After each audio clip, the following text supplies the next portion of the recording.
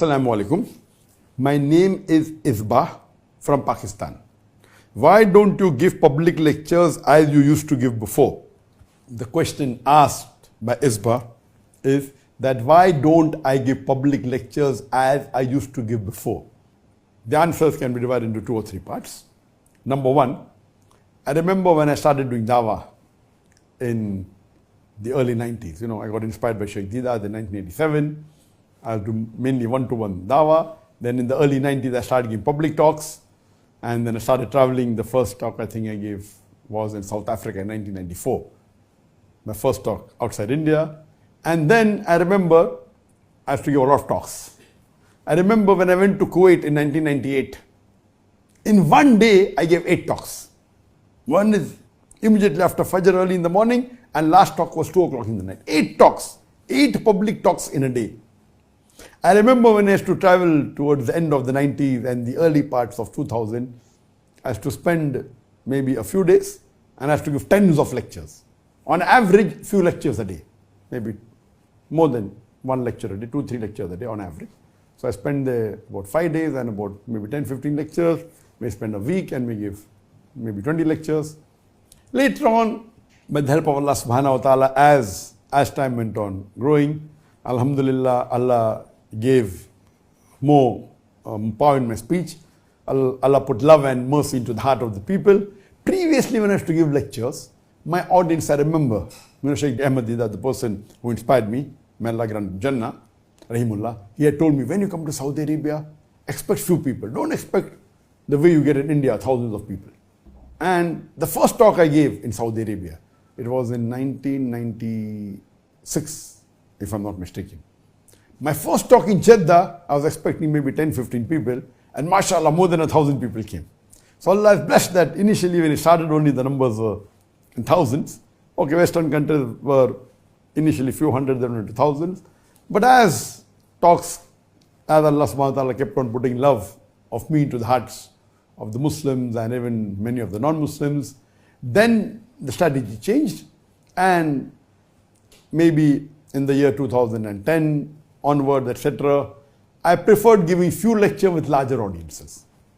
And that's how my talks became few, but the numbers became large. And then we were more involved in the media. We used to record the programs and see to it that many people used to watch.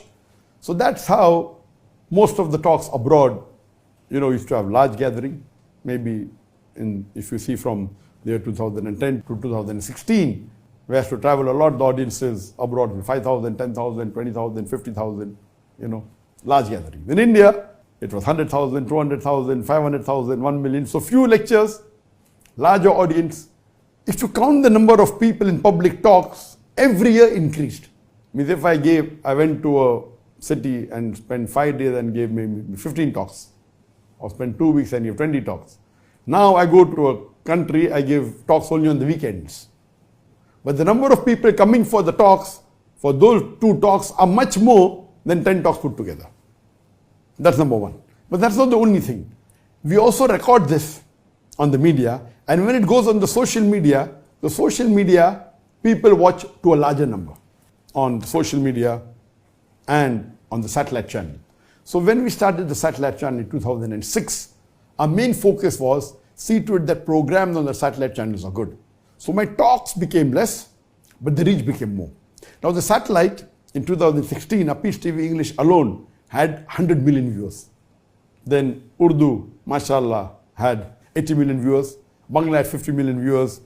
Chinese had 20 million viewers. Now the viewership has a little bit declined. So previously it was about 250 million all put together. Now it may have reduced to maybe 200 million all put together. Because more people are watching social media, but the television yet has its advantage. So now because of social media, we are coming on the social media.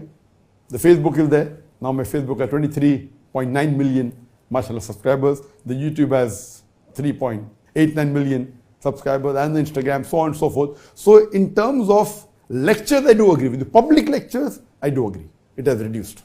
And, because of the onslaught of the Indian government 2016, after that, 2016, I only started traveling to countries which are more friendly to Muslims as well as those countries which I know doesn't have good hold of India. As you know that because of the onslaught of the Indian government, the BJP government, Narendra Modi had to do hijrah in 2016 from India to Malaysia. After I did hijrah, of course the Indian government was after me. So after 2016, whenever I traveled to any country, whether Muslim or non-Muslim country, I did not travel to the country until I had invitation from the head of state or the home minister. So all the countries that I've traveled after 2016, all it was an invitation or it was a sanction or a nod from the head of state, whether it be the prime minister or the president or the sheikh or the king or the person, or from the home ministry. Because I wanted to be safe and secure, because India is a very powerful country and you know that Modi is very powerful and is close to many countries, especially Muslim countries. So any country I went, I saw to it that it was hosted by the government, by the head of state or by the home minister. So that's the reason after 2016, one of the reasons that the countries where I used to travel before without this condition, I stopped going. The invitations are yet coming. Anyone invites me, I say, if you give me the invitation from the head of state or from the home minister, I'll come. I remember in 2020, April, I was invited a couple of months, I think in January 2020, I was invited. There's going to be a program in April in Canada where Justin Trudeau, who is the president of the Prime Minister of Canada, he was going to be the chief guest. I was called as a guest of honor, and the Muslim MP was invited and accepted that because it was through the government and indirectly the head of state of Canada was there.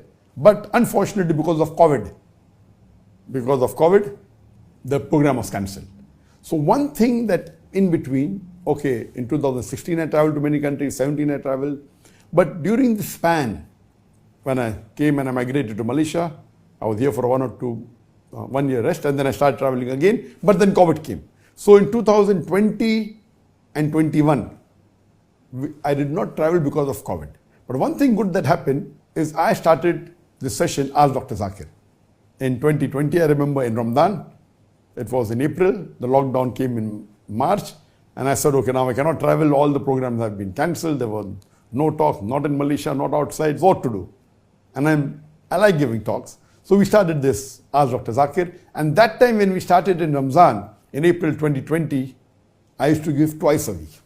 But then I realized that giving twice a week, reading the questions, we thought it would be easy, only the talk and maybe a couple of hours of preparation and giving the talk.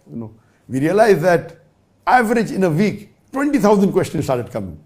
So the biggest ordeal is to read these questions. So I had a team, and my team doesn't read all the 20,000. Maybe 5,000, 6,000, whatever they read. From that, they passed me 100 questions. From that 100, I select 20 questions to answer, approximately.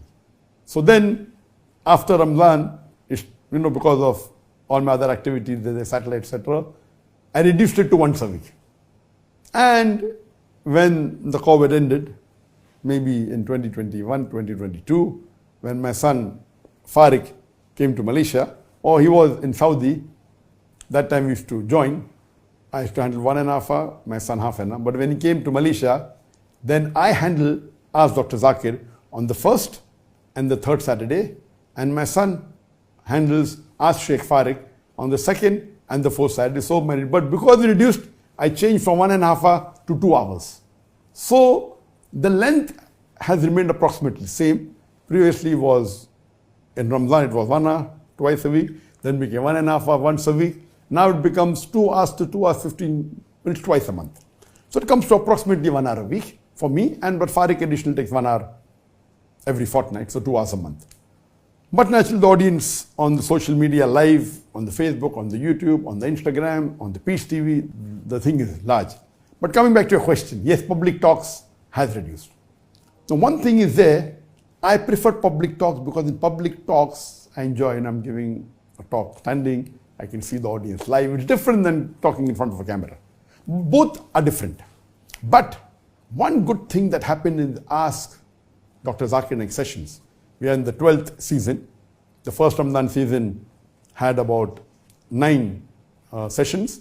Now each of the season have normally 6 sessions, sometimes 7. So already 12. So already more than 70 sessions have taken place, for about 1.5 to 2 hours. And more than 1,500 questions have been answered.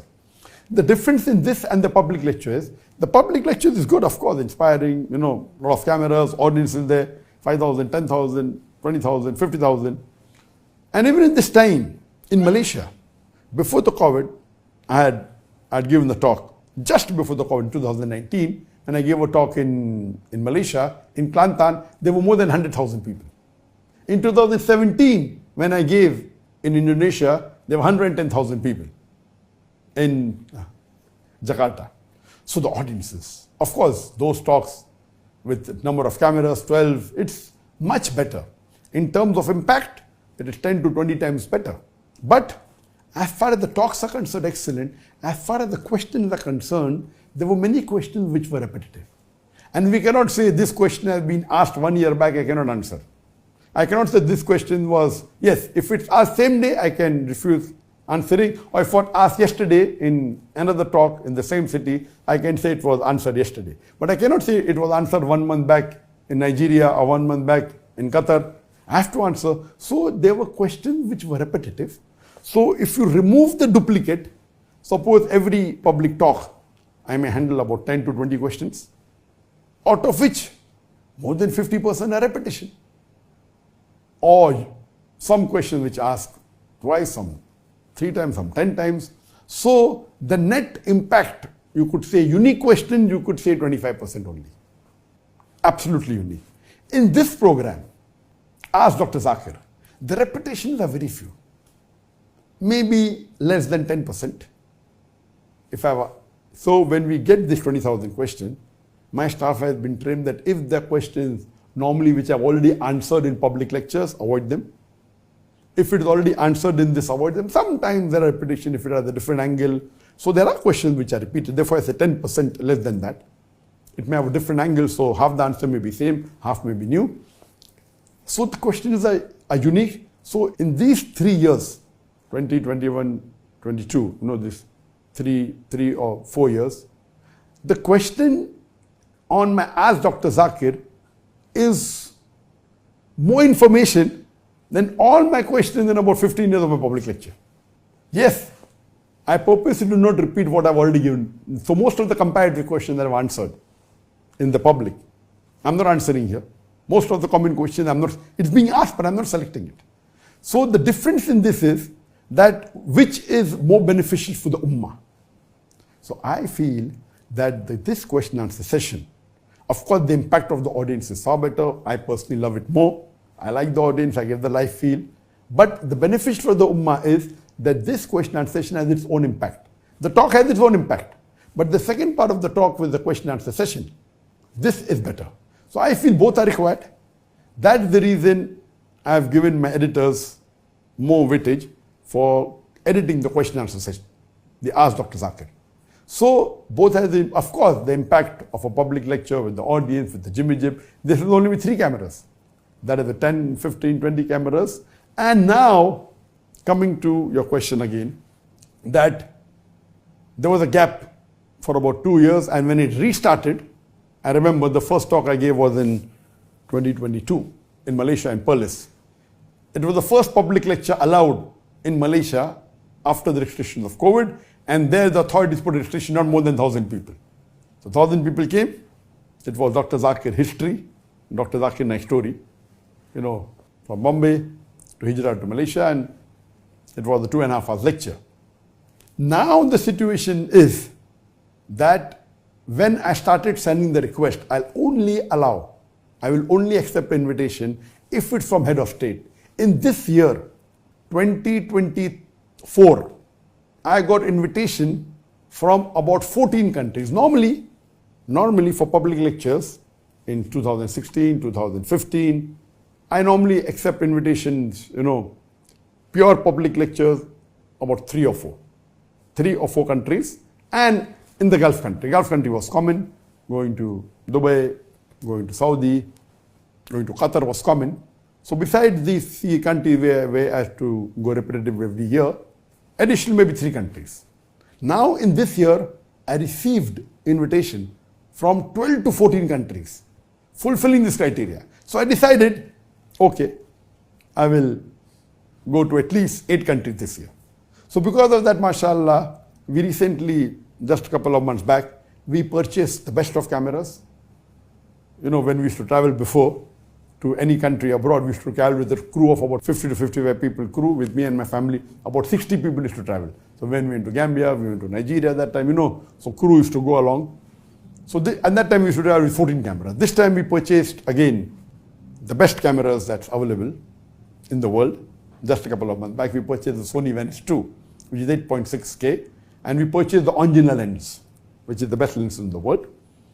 What we did that we purchased the 7 high quality best cameras in the world, and we are continuing with these cameras that we're recording. These are the FX9, which are cinematic cameras but of a lower end. So we'll do the recording with 10 cameras, and we decided to travel with about 15, 20 people. Previously it was 50 to 60 people. Now we decided we will make the crew a bit less, so 20 people. And because we accepted the invitation, that's the reason this Ask Dr. Zakir did not happen for the last 6 months. I was away. But naturally there was Ramadan in it, there was Hajj, not only lectures. But even now I was supposed to travel to an African country, but because there was some problem and riots, that got postponed. And inshallah, it will again start from September, October, November, December, again I'll be traveling. And when I travel, Ask Dr. Zakir Naik doesn't take place because we're busy with that. So both has its pros and cons. Allah knows best. He had the Ask Dr. Zakir Naik, you know, for about 3 years. And then it reduced, it's yet continuing. Now inshallah, from this year onwards, from 2024, there'll be more public lectures. And inshallah, I hope it will benefit for the Ummah, it will benefit me in this world and also in the Akhirah. So the public lectures, inshallah, will not be the same as before in the 90s and 2000s, but inshallah go back to what we used to do in 2013, 14, 15, 16, where travel at least to 4 or 5 countries and have large audience. And we pray to Allah subhanahu wa ta'ala that now the audiences will be larger, there are new topics that have come. So the matter in terms of available to the public on the social media, on the video, on the satellite has increased multiple times more. In terms of duration, it may be similar, but in terms of uniqueness, it is more. And I also spend time in doing more research. That if these questions are asked, the selection takes a lot of time, reading takes a lot of time, and then selecting is main thing.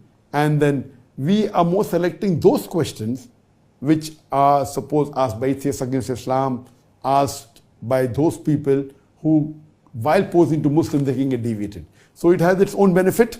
That's the reason I enjoy this session of Ask Dr. Zakir, but I also miss the programs. Now what I miss, one thing wasn't asked by you, which I'm missing more, it is the peace conferences. The peace conference is something what I miss the most since I've left India, especially Bombay. The thing that I miss the most, besides my family, that's my parents and brothers and sisters, the thing that I really missed in terms of dawah is the peace conference. Other things, alhamdulillah. But the peace conference, the way we used to have in Bombay, you know, we had for many years, and the audiences used to be hundreds of thousands in one sitting, over 10 years, about 1 million people, you know, the audiences coming in large numbers, more than 30 speakers coming from different parts of the world. This we missed. And I was hoping to have this, and I spoke to a few people about which is the best place to have it, you know, which country would be the best. And unfortunately, most of the Muslim countries may not like having such large audiences and large number of speakers coming, but there's good news for you. Inshallah, after 6 months, in January, that is in the last week of January, from the 24th, 25th, 26th, for 3 days, Friday, Saturday, Sunday, 2025, we'll be having not the same level of the peace conference what we used to have in Bombay, but we'll be having the Pearl Sunnah Convention. This year, there were 6 speakers, and I spoke to the Mufti and the authorities, and they agreed this time they'll have 18 speakers. It's going to be for 3 days, and 18 speakers, international speakers, most of them who come on Peace TV will be there. It will be for 3 days. It will not be the same large audience, but at least the speakers will be together. What we had done in 2022, because we didn't have a peace conference, we had a brainstorming session in Qatar in 2022, immediately after Ramadan, in April and May, for about 5 days. And we had the top duats, 14, coming and discussing about the various aspects.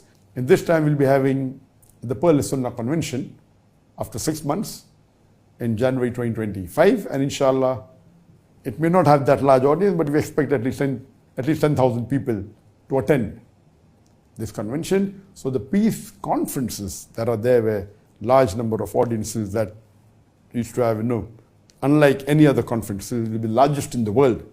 Inshallah, Allah will make it possible that we'll have these large conventions and conferences very soon.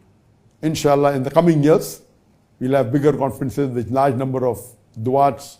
See to it that the entry is free, absolutely free, so more number of people can benefit from it. And I pray to Allah subhanahu wa ta'ala, may He make us instrumental in spreading the deen.